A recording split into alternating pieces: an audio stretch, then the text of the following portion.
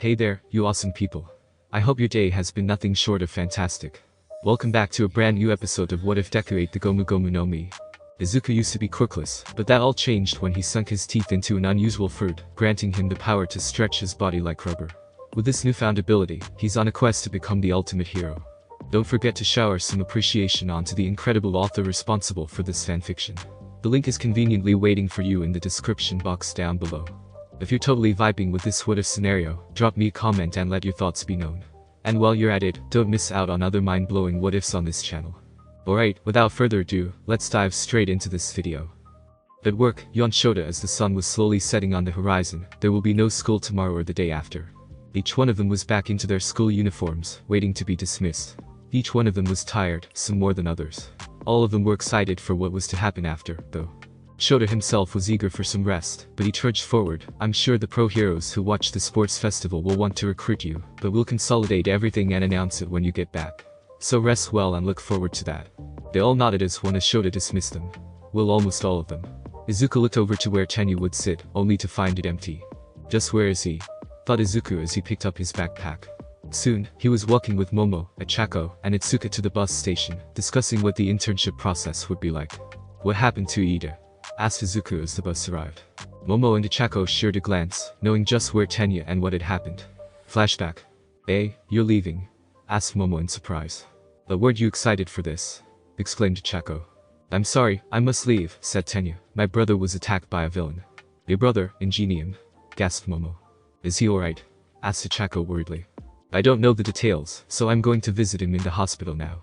I came to find you, Yorozu, since you're the class president, to inform you I will be leaving early. I've already notified Aizawa-sensei that I'm leaving." Momo nodded in understanding. "I understand. I'll let Izuku know right off." "Don't," interrupted Tenya, shocking both Momo and Ochako for a second. Midoriya is still in the tournament. He needs to focus on doing his best, and telling him now would just be a distraction. I would never forgive myself if he lost while thinking about my situation. Even if he did lose, he wouldn't blame it on anyone but himself. That's the person he is. "Alright, but afterward I will tell him," agreed Momo. "He's your friend, and he deserves to know the situation from us than some news outlet that will blow out of proportion." Tenya sighed before nodding. "Fine, but not a minute before. Now I must go." Flashback ends. "Oh geez," gasped Itsuka in worry. "I hope his brother is okay." "Ida," mumbled Izuku, fishing out his phone. He quickly texted Tenya, hoping that he was alright, and that his brother was alright. The four of them sat on the bus in silence as their thoughts wandered back to Tenya in worry. Soon enough, they split up, each one heading back to their own home. "Free day, ha," mumbled Izuku as he woke up early in the morning as usual.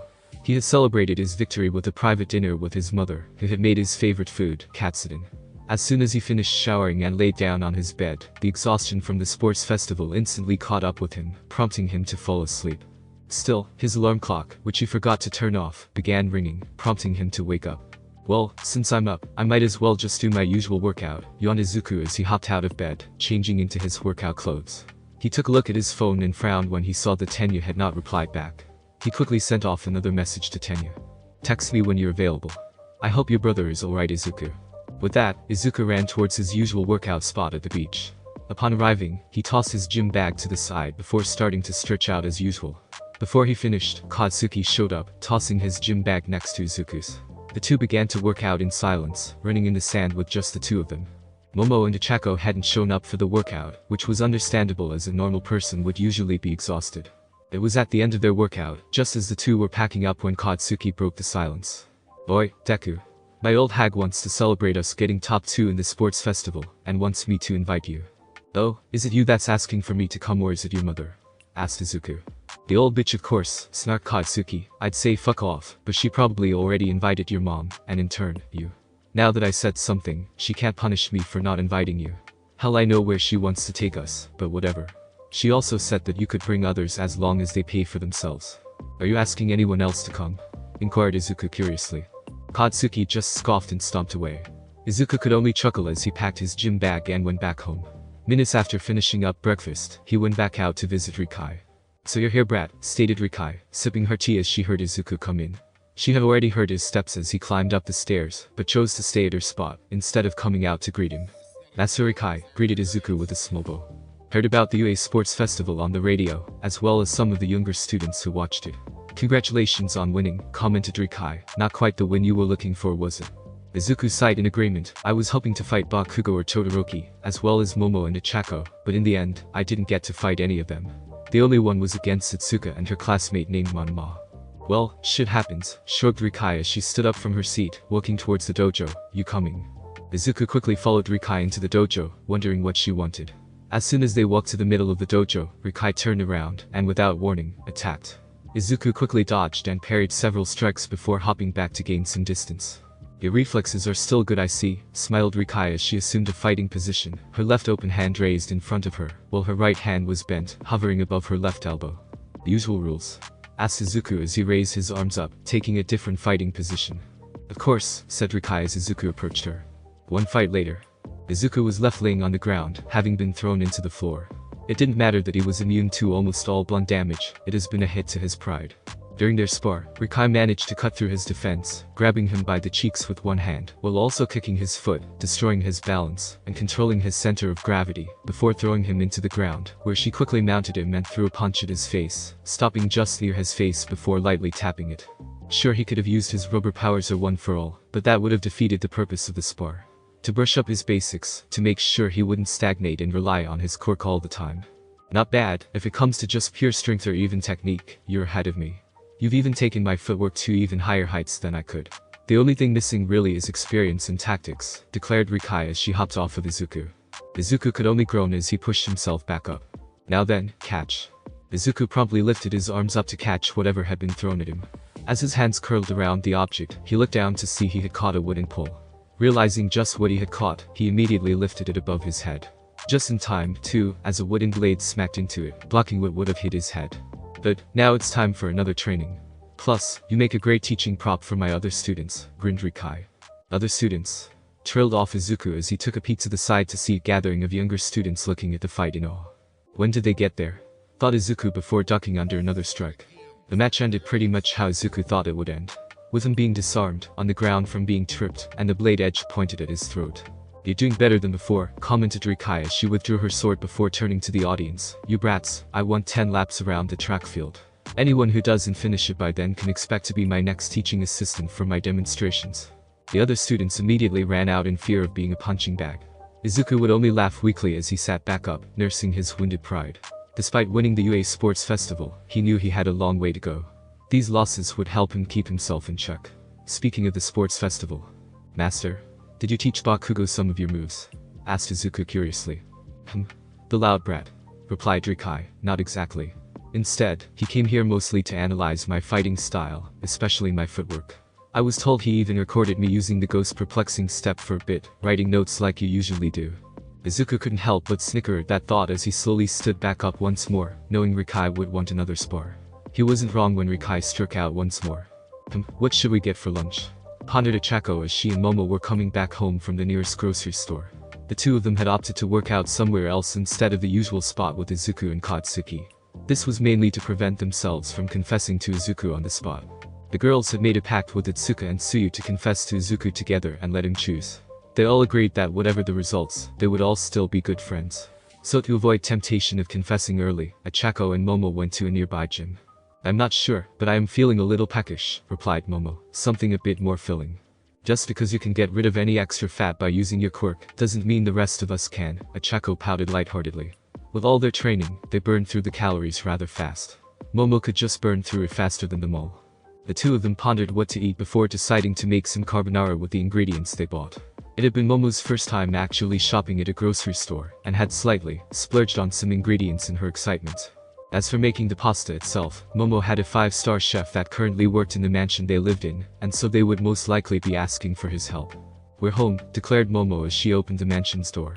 Upon opening, both Ochako and Momo noticed 4 extra pairs of shoes in the front. Do we have visitors? Asked Ochako in surprise.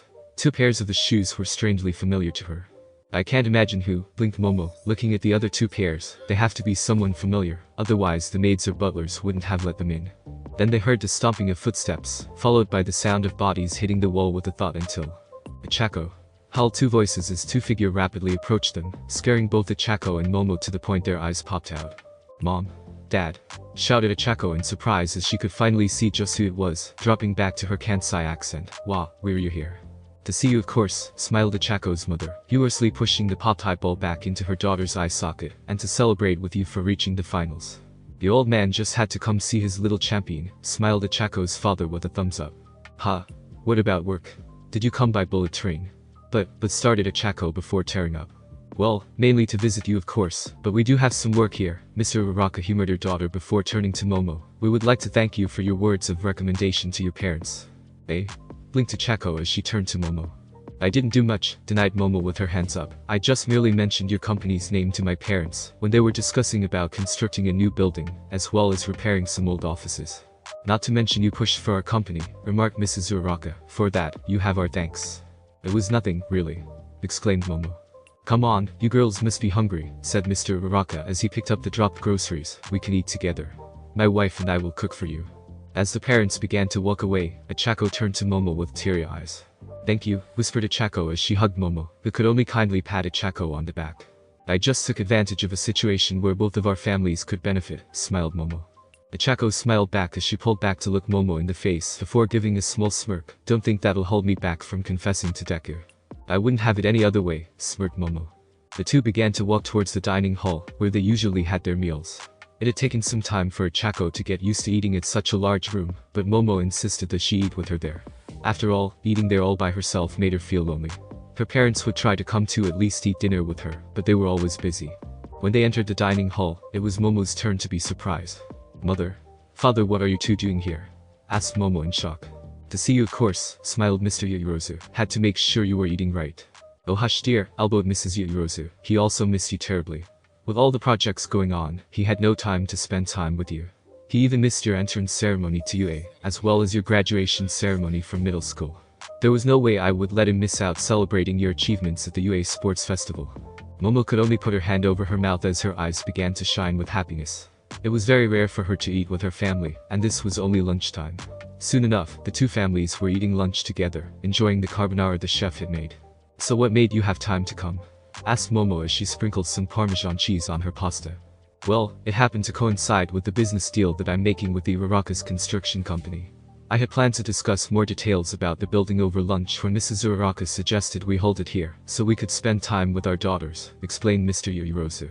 And before he could say anything else, I said yes and told my husband to accept it, or he would be sleeping on the couch for a month, added Mrs. Yaoyorozu, causing the husband to give a sheepish smile. Momo turned to Mr. Uraraka and politely bowed to him in thanks, to which he waved off. Also, I wanted to meet your friend Ochako Uraraka, added Mr. Yaoyorozu, turning to a nervous Ochako. I wanted to thank you for being my daughter's true friend. It's not a problem, waved Ochako frantically. She's been really fun to hang around with. I'm sure Momo would have made friends easily upon entering UA.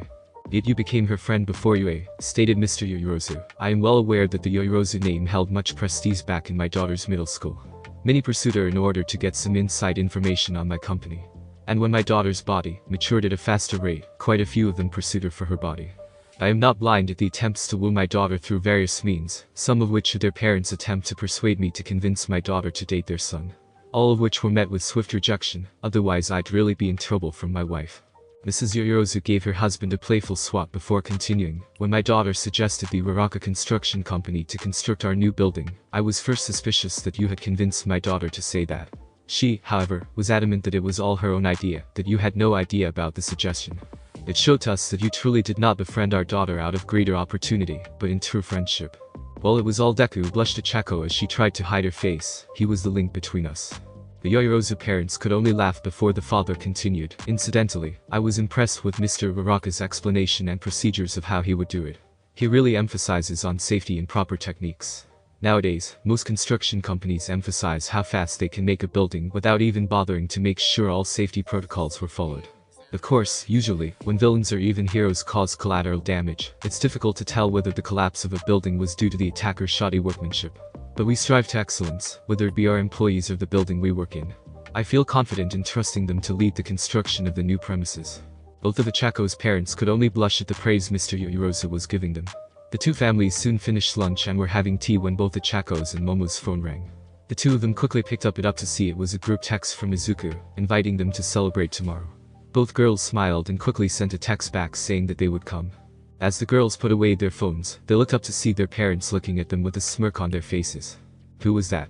asked Mrs. Yaoyorozu with an innocent tone that wouldn't deceive anyone. It was just our friend, Izuku, replied Momo, doing her best to portray a poker face. Oh my, a first-name basis? Asked Mr. Yaoyorozu slyly, and isn't it the name of the first-year winner of the recent UA Sports Festival? Is his last name Deku? Asked Mrs. Uraka. No, it's just a nickname that he lets me call him, mumbled Ochako, trying to stop the rising blush. He, invited us to go out tomorrow. To where? And is it just the three of you? Inquired Mr. Uraka. No. He also invited Itsuka and Iida, and surprisingly Bakugo is coming with. Though Izuku did say it was Bakugo's mother's idea for the party, replied Momo.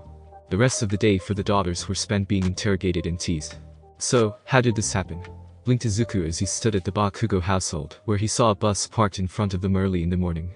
Hell I know, I thought we'd be taking a train or several cars to wherever we're supposed to go, barked Katsuki. Then somehow Spiky Ponytail's parents contacted my old hag, and the details went over my head.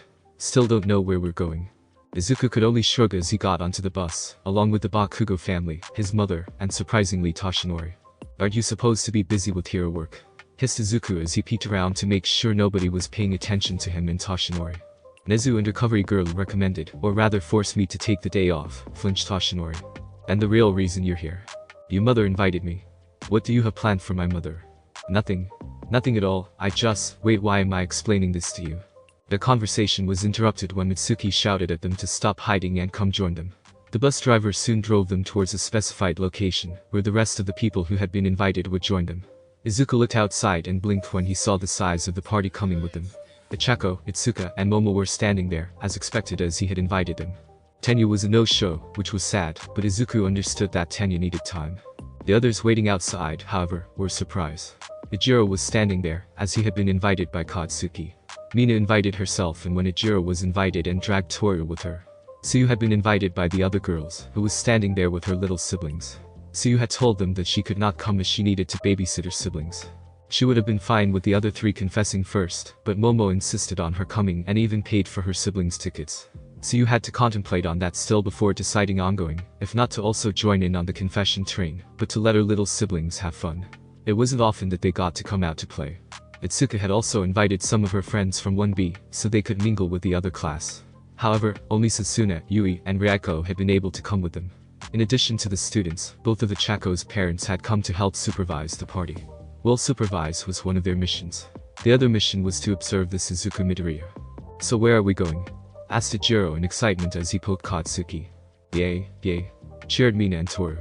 Shut the hell up. I don't know. Barked Katsuki, only to get swatted in the head by Mitsuki. Damn hag. Don't do that. Don't call me hag, you brat. Screeched Mitsuki back, show some damn respect to your friends.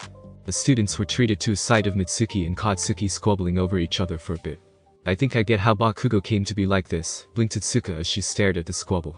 Forget about that, we need to discuss about your situation with Midoriya, while everyone is distracted, whispered Sasuna. Are you planning to confess to him today? If there's a tunnel of love, do it there, suggested Ryako. It's cheesy and old, but effective. Be swift, and if you want him to stay, do something a little more personal, suggested Yui, her facial expressions not changing despite what she was suggesting. Yui, hissed Itsuka in embarrassment, her face going red at her imagination. Hey, if it works, shrugged Sasuna. I am not doing that, coughed Itsuka, plus I kinda made a deal with the other girls. What, you're all going to confess together? Joked Sasuna. When they heard no reply, they all slowly turned back to Itsuka, who was hiding her face with her enlarged hands. You're serious? Asked Ryako in disbelief. Are you forming a harem with him? Asked Yui bluntly. Wow, that's kinky, giggled Sasuna. You taking any more applicants? I'm sure Yui wants to join. Itsuka was left babbling for words before she could properly explain how they would confess before letting Izuku decide which one to date. Though Yui's words couldn't help but echo within her mind. Meanwhile, Izuku was sitting next to Tsuyu's siblings, Sameder and Satsuki. Well, sitting next to Sameder was more correct. Satsuki was having fun climbing all over Izuku. Satsuki, stop climbing over him, lectured Sameder as he gently tried to pry Satsuki off. No, it's fine, it doesn't hurt, smiled Izuku as Satsuki managed to get a good grip on his shoulders before climbing up. He's so good with kids, smiled Ochako from a few seats away, sitting with Momo and Tsuyu. Only shows just how kind he is as usual, smiled Momo. Kiro, I still need to thank you for helping me purchase tickets for my siblings, croaked Tsuyu. Oh, it's no worries at all, smiled Momo. We can't have an uneven playing field when it comes time. The trio began to have a light-hearted discussion when Satsuki asked a question that froze all of them, especially Tsuyu. Are you my Wani-sen's boyfriend? Asked Satsuki as she managed to crawl up onto Izuku's shoulder, who was now giving her a piggyback ride. The mental facilities of all 4 girls who had a crush on Izuku came to a screeching halt, each one mentally screaming in their mind. Before Izuku could answer that, though, Mitsuki interrupted them all. "We're here," declared Mitsuki, pointing out the window. Everyone quickly looked out the bus windows and gasped when they saw where they were. Though the time period of chaos when quirks came about, quite a few things stayed eternal despite the changing times. One was Nintendo, who continued to produce Mario games along with other great titles, along with a few other gaming companies. Another that stood against the test of time was one famous company with its signature mouse icon, with one full circle in the middle, and 2 other circles attached to the main circle above it to form its ears. Awesome! Cheered Ijiro while Mina and Toru were jumping with joy with their hands clasped together. "I've never been here before," shouted Ochako with a huge grin on her face. "Fa," scoffed Katsuki, but even he was smiling inside. "Thanks to Yaoyorizu's parents as well as my husband's connections, along with Inko and my job as models for them sometimes, we managed to score some tickets to one of the most famous parks in Japan. Today, we're going to have fun at Tokyo Disneyland," shouted Mitsuki, "and we're going to have fun, right?" "Yeah," cheered the students as they quickly got off the bus. "Whew, just watching them run is tiring," heaved Toshinori as he sat at a bench, watching the teenagers all lining up for a ride. "The parents' job is always tiring," smiled Inko as she sat next to Toshinori, offering him the cup of tea from the thermos she had packed. "I'm just lucky Izuku was a good boy." "That he is," murmured Toshinori as he looked around. "I never thought about it, but there are quite a few key differences between this Disneyland and the one in California." "Oh, you've been to the US?" asked Inko with an interested tone. "Yeah, went to the US. For college," nodded Toshinori absent-mindedly. "One of my best friends was born in California. He took me to his home state during our break to celebrate." "And what was his name?" pressed Inko. "David S. That's not important," coughed Toshinori, clamping down on the information he had almost revealed. "I'm more curious about you. Did you raise Izuku as a single mother all the way?" "I was married, but I might as well have been a single mother instead of a divorcee," sighed Inko. "My husband was never home much even after we married. I suppose we were foolishly thinking we were in love. After I was pregnant, he moved to another country as his job required him to be there. Now that I think of it, it may have been a way to escape being a father. He rarely came home to the fact that Izuku barely recognized him.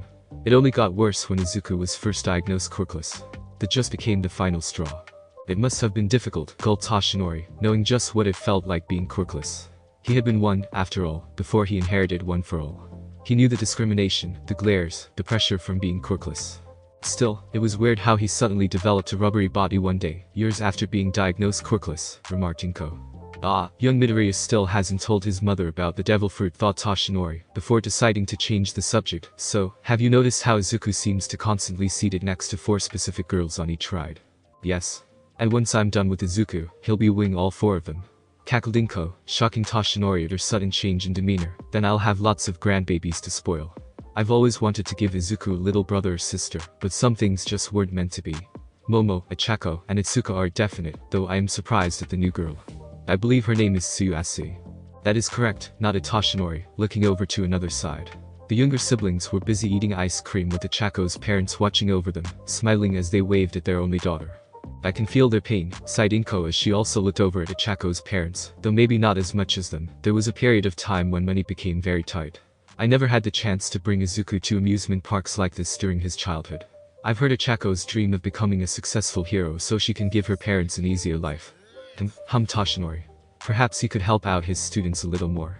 He was a teacher, and a teacher's job is supposed to help his students. Before he could say anything, he heard a disturbance with his sharp ears. "Excuse me, I'll be right back. Need to use the bathroom," said Toshinori as he excused himself. Seconds later, a loud crash could be heard by Inko, followed by people screaming in panic. "Hahaha, fear me," shouted a villain wearing cat ears with large sharp teeth. "Today, I will bring Disney down to us. California smash."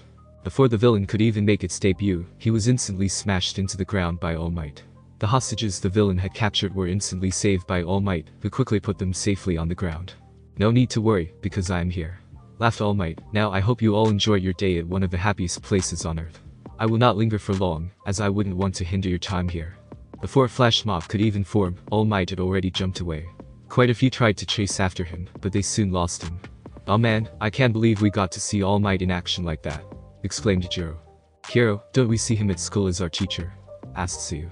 "Yeah, but not in action like this," retorted Jiro. "He's got a point," nodded Mina.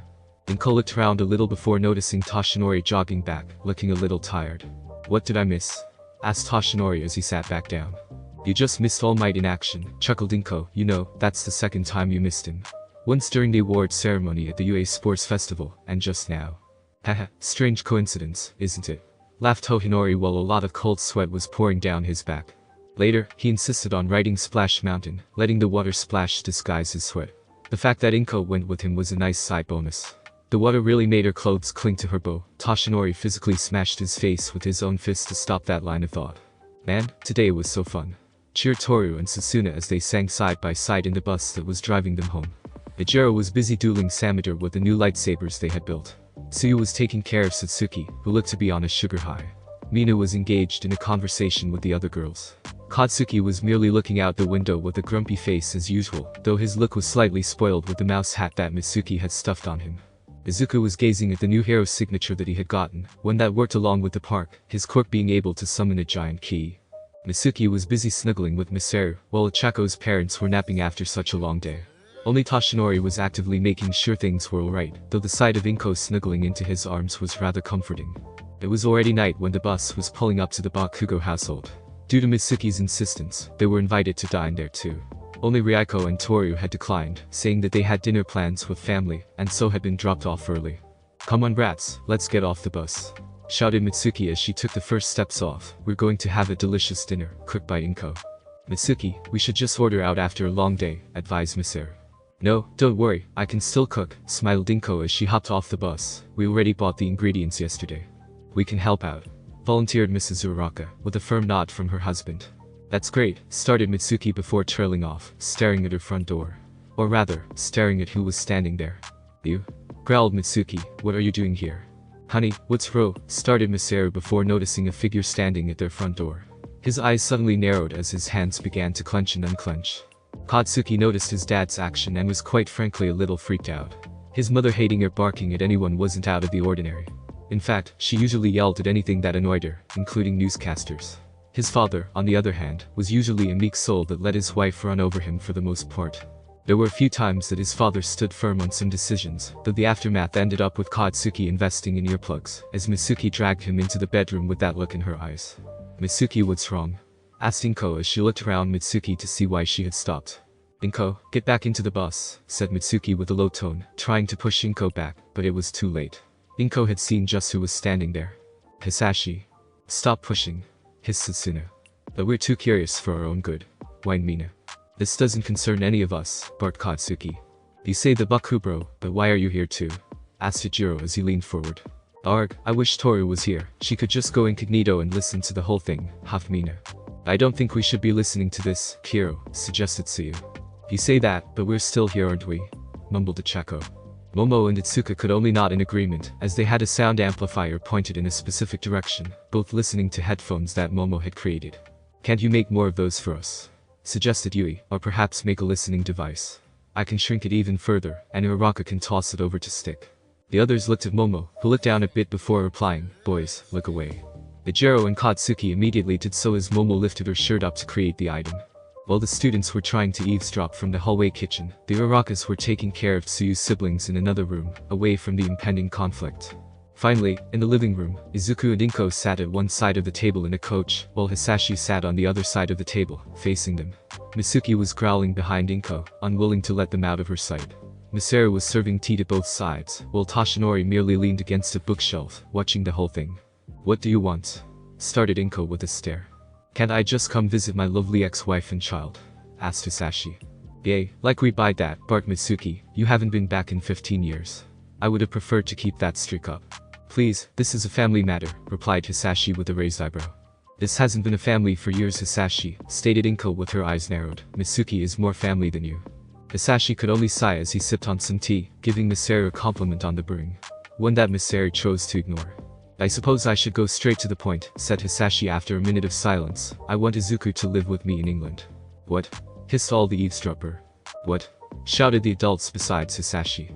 "No," said Izuku instantly. "Come on, don't you want to live with your old man?" appealed Hisashi. "I don't know if you the real and full story, but I was in a real hard spot between being able to support you or being able to spend time with you." Seeing Izuku remaining silent, Hisashi pressed on. It took me a while, but I now have a stable job in England, where I don't have to travel anymore. It's near London, near the city, so plenty of stuff for you to do there. It'd be great to see new sights, right? And make new friends. I'm attending UA, stated Izuku curtly. Why would I give up going to one of the best hero schools? Hisashi smiled as he pulled out a brochure from his pocket, placing it in front of him. Izuku and Inko couldn't help but raise their eyes as soon as they saw the brochure's title. With your grade and your performance at the UA Sports Festival, you can easily get into the Chivalrous Order High's hero course. I have connections within the school that can expedite the transfer into the hero class there. And if it goes well, you might be able to get into the Knights of the Round Table in your very first year. Toshinori couldn't help but clench his fist at that. The school that Hisashi mentioned was a very prestigious academy, possibly on par with UA High. And further inside their hero course was the Knights of the Round Table, a prestigious order within the hero course that extended to all its high school students, regardless of what year they were in. Only a total of 15 hero course students out of possibly 150 could be in it. And despite it being the famous Round Table, there was a leader of the group. Each member in the order inherited one of the famous knights' names, with the leader of course named Arthur. Toshinori had no doubt that if Izuku went there, he would certainly be inducted into the Knights of the Round Table in his first year, and would grow to inherit the name Arthur within the order. Just being in the order opened up many doors for the said student, with being the leader obviously reaping the most benefit. Surely you want to see something new, right? I know I haven't been Father of the Year material, but I'm more than willing to start up here and now. Will you give me that chance to be your father? Izuku remained silent for a bit before responding. What about Mom? Hisashi winced at that before responding. Well, I remarried after the divorce, so it would be awkward for her to come. You'd love your new stepmom, though, she's very sweet. If you want, you can live with me during the school year and live with Inko during the summer and winter breaks. Hisashi leaned forward to Izuku. So what do you say? We could have loads of fun doing father-son outings and stuff. Hisashi smiled, thinking he was very close to hugging Izuku when he was slapped down with Izuku's resounding reply. No? Hisashi's smile instantly faded at that. Why not? This is a good chance to start over. I know you didn't have many before you went to UA High. And even then, you've only been with them for a month or so. Not to mention you were attacked while still in the middle of training, too. You would be in a much safer environment on becoming a hero. Several reasons, replied Izuku. Transferring isn't as easy as you make it, especially across the globe, and especially if you're in a hero course. I doubt that even with my performance and grades, the moment I transfer to Chivalrous Order High, I'd be placed in the General Ed course, so I don't kick out anyone from the hero course until the next year. I'm not putting my hero training on hold for you. Secondly, I have real friends whom I cherish very much and don't fancy leaving them anytime soon. Thirdly, I'm the vice president for my class, and I can't and won't abandon my responsibilities just to be with you. Fourthly, UA High is a prestigious school that is just as good as Chivalrous Order High, maybe even higher as it is All Might's alma mater. Not to mention on his staff is All Might himself, the #1 hero in Japan, if not the entire world. Toshinori couldn't help but stand up a little taller at this praise. Sure, he was #1 in Japan and arguably America, but the whole world. He wasn't too sure if he was, but then again the top heroes of each country didn't seek out other top heroes from other countries, just to see who was stronger. Not to mention each government was a bit protective of their top heroes. Fifthly, all hero course students are most likely busy with their training in both the summer and winter break. Meaning that I wouldn't even be able to visit Mom. We could start at Hisashi, only for Izuku to interrupt, and I doubt UA and Chivalrous Order High would work together, despite your connections, or so you claim. Lastly, and the most important one of them all, snarled Izuku, standing up from his coach now before slamming his hands onto the table. Hard, you never bothered to notice me for 15 years already. No notes, no how are you. Not even a happy birthday. You ignored me, and for the most part, you ignored Mom. We were doing fine without you, we'll be fine without you. Impudent brat, I am your father and your family, shouted Hisashi. A father is there for his child. A family sticks together, retorted Izuku, something you never did. When the test results came out that I was quirkless when I was 4, you abandoned us on the fly. You cheated on Mom before the divorce. If you're supposed to be a role model for me, then you're a hell of a bad one. Don't you shout at me, young man, howled an enraged Hisashi. Maybe if your mom didn't lie about your status, then this wouldn't have happened. Quirkless my ass, you have a quirk now, don't you? Oh, you only came back because I have one, responded Izuku, not because you miss me. Face it, you only want me again because I got first place in the UA Sports Festival.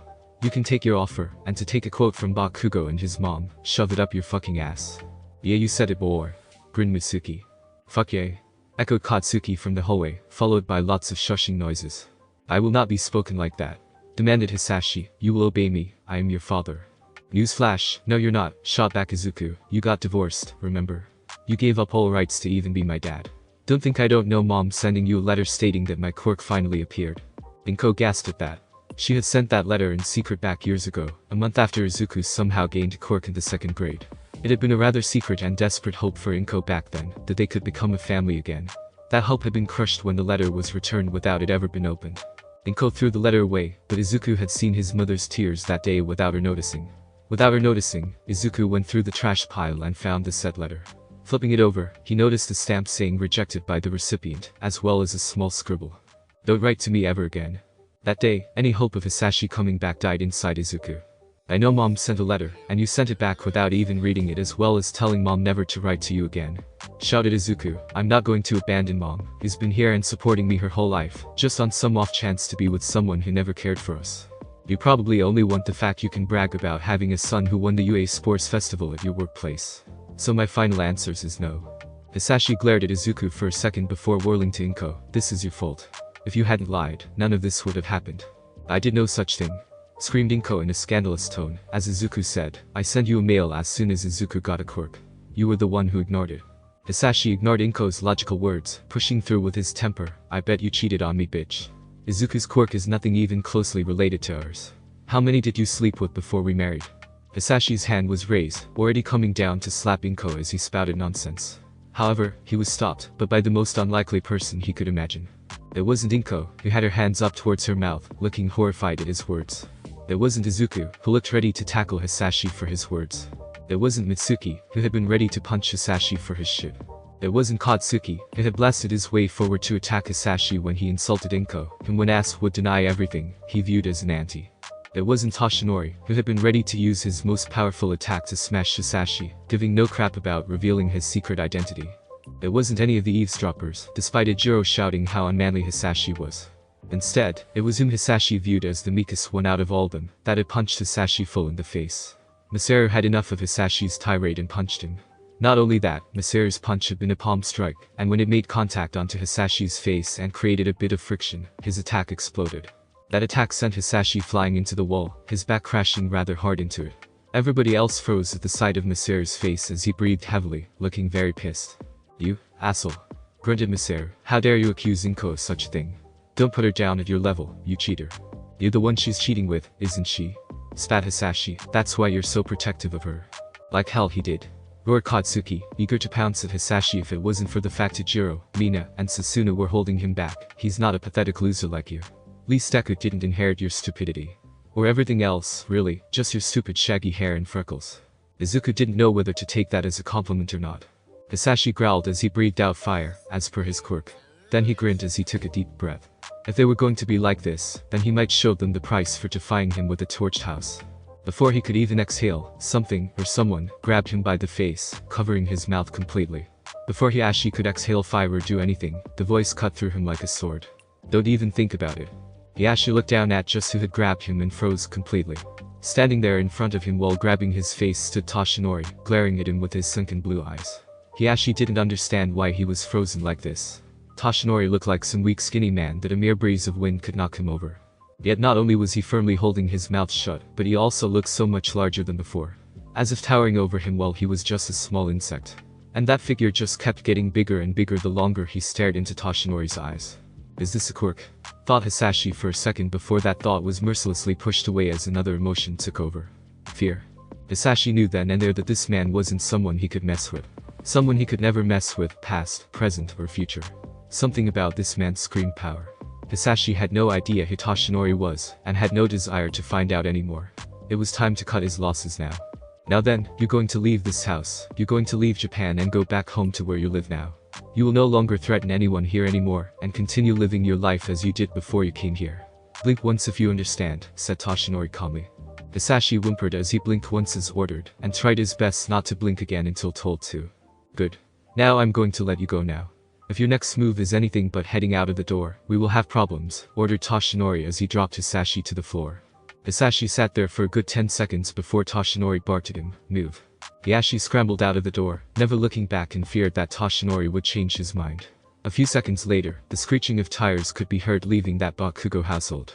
Nice job man, praised Mitsuki, slapping Toshinori on the back, though I wish you'd let me smack him around a bit before you kicked him out.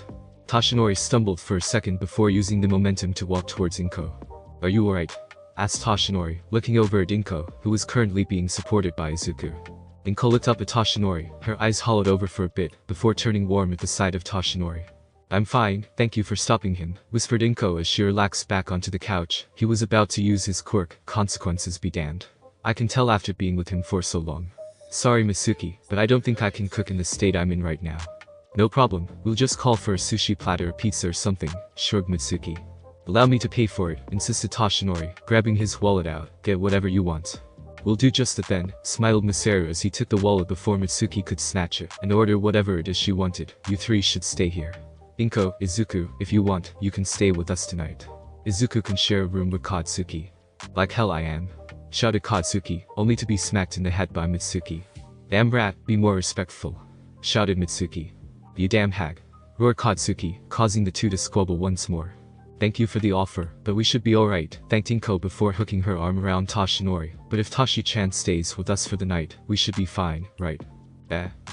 Yay, I can definitely stay the night. Stated Toshinori in a nervous tone. Izuku gave Toshinori a strange look before changing it into a face of relief. If the number one hero slept at his place, then there was no doubt that they would be safe. Of course, he would make sure they were sleeping in a separate room, at the very least. I guess we're going to have to push that confession to a later date, sighed Itsuka, as the four girls managed to find a private place to talk within the Bakugo household. Kiro, it would be difficult to do so after such a confrontation, nodded Tsuyu. Man, it stinks how Deku's dad ruined our chance, pouted Ochako. Regardless, we should attempt our endeavor at another time, advised Momo, perhaps after the internship. That's the only way, frowned Itsuka. Doing it during the internship would be too distracting for all of us. But we have to do it afterward for sure.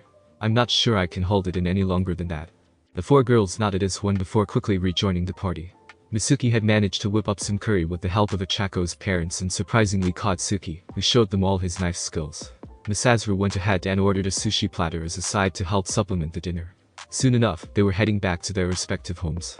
Geez, haven't felt that feeling for a long time, chuckled Toshinori as he bade Izuku a good night, who immediately fell asleep upon hitting the bed, but not before making sure that he wouldn't be doing anything with Inko. It was pretty heartwarming, to be honest, after what had happened. He couldn't blame Izuku for not trusting anyone with his mom, not after that scumbag. As Toshinori went into the kitchen to get something to drink before turning to bed at the couch that they were letting him sleep on, he noticed a light coming from the dining room. Curious about just what Inko was doing, he took a peek. Then he quickly reeled his head back behind the wall, quickly trying to control the blood flow rushing to his face. Coughing into his fist, Toshinori slowly walked back into the living room. Sitting on a chair with a wine glass of red wine sat Inko, who was swirling it around while looking down at some photos scattered on the table. She took a sip, finishing up her wine before using her quirk to pull a bottle of wine sitting away from her, pouring another generous amount into the wine glass, before putting it back down. Toshinori could tell she had quite a bit already by the healthy flush she had on her skin. If it was just that, then Toshinori would have been fine. No, it was what was mixed with that. For you see, Inko was wearing a green silk negligee that emphasized her curves. The style itself was pretty conservative, covering up to her mid-thigh with only a small slit of her cleavage revealed. However, the contrast between her flushed skin and silk green nightwear enhanced her beauty, causing Toshinori to gaze at her beauty before controlling himself. I think you might have too much me, started Toshinori, only for Inko to give him a small glare. I mean, Inko. Inko relaxed as she took another sip of wine. I don't know. I feel fine. What are you looking at? Asked Toshinori curiously as he took a seat, shifting the subject of drinking away for now. He looked down to see various photos of Izuku and Inko together across all ages. He could even spot a few with him in it, together with the family. As his eyes trailed down the years of photos, he noticed something all in common. There were no photos of Hisashi with Izuku at all. It was rather disturbing to see, to be honest. All these photos, and no sight of Hisashi playing with Izuku, or even holding him. Even the hospital photo that Toshinori noticed only had Inko holding onto a newborn Izuku. He first thought was perhaps that Hisashi had been the one holding the camera, only to notice a mirror to the side of the hospital bed, reflecting on just who was holding the photo. A careful squint showed it had been a female nurse taking the photo. It's funny, stated Inko as her eyes stopped on one photo. When we got married, we swore we would be together forever. Funny how such a promise can be easily broken. Toshinori looked over to see a wedding photo of her and Hisashi, both smiling at the camera. Yet in Toshinori's eyes, there was something lurking behind Hisashi's eyes. I'm not sure when we started to drift apart, mused Inko as she took another sip of her wine. Maybe he got cold feet. Or he was tired of me when I got pregnant. Before I got pregnant. Or perhaps he found some other woman during, or even before our marriage, willing to be his mistress. It would explain why he was so willing to work out of the country despite the strain it would put on our marriage. Inko sighed as she took another photo, this one with her and Izuku.